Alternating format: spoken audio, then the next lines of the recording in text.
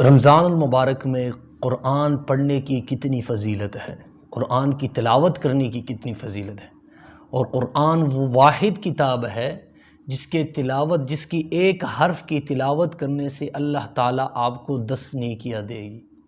حضرت عبداللہ بن مسعود رضی اللہ تعالی عنہما سے روایت ہے، فرماتے ہیں کہ من قرأ حرفا من کتاب اللہ فلہ بہ حسنۃ، جس نے قرآن کی ایک حرف کی تلاوت کی اللہ تعالیٰ اس کو ایک نیکی دے گا۔ اور آگے کیا فرماتے ہیں، والحسنۃ بعشر امثالھا، اور ایک نیکی کا ثواب 10 گنا ہوتا ہے۔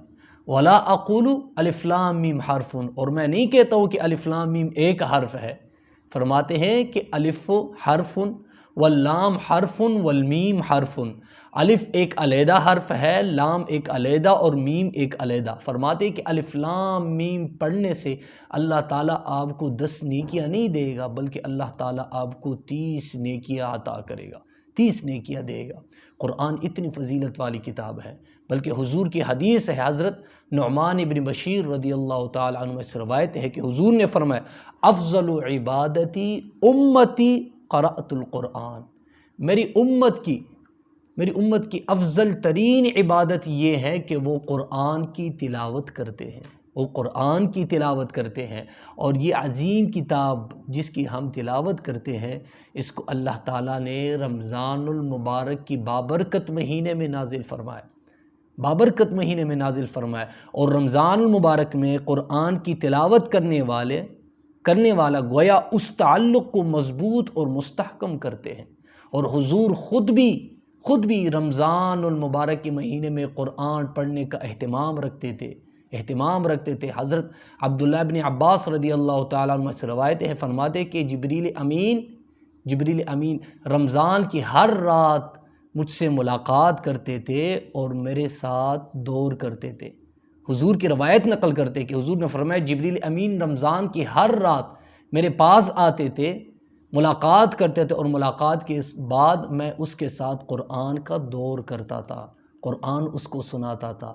اور ایک بڑی سی بات یہ ہے کہ قرآن پڑھنے والا رمضان میں جو قرآن پڑھنے کا اہتمام رکھتا ہے، بروز قیامت بروز آخرت وہی قرآن اس بندے کی شفاعت کرے گا، وہی قرآن اس بندے کی شفاعت کرے گا۔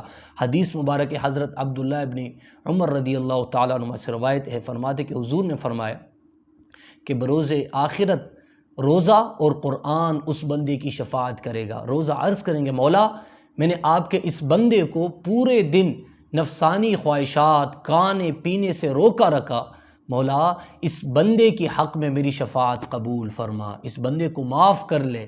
اور قرآن کے عرض کریں گے، یا ربی میں نے اس بندے کو پوری رات جگائے رکھا اور قرآن پڑھنے میں مصروف رکھا تاکہ یہ سوئے نہ، میرے رب میری شفاعت کو اس بندے کی حق میں قبول فرما۔ حضور کیا فرماتے کہ اللہ تعالیٰ ان دونوں کی شفاعت کو قبول فرمائے گا، ان دونوں کی شفاعت کو قبول فرمائے گا۔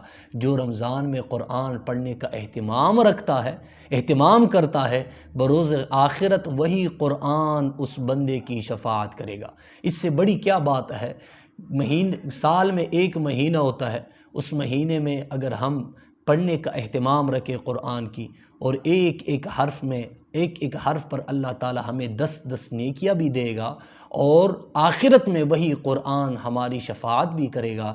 تو اس لیے یہ بابرکت مہینے آنے والی ہے، تو اس بابرکت مہینے میں جتنا ہو سکے قرآن پڑھنے کا اہتمام رکھے، تاکہ اللہ تعالیٰ ہمیں اور بھی مقام دے دے اور ہمارے ثواب اور بھی دگنا ہو جائے۔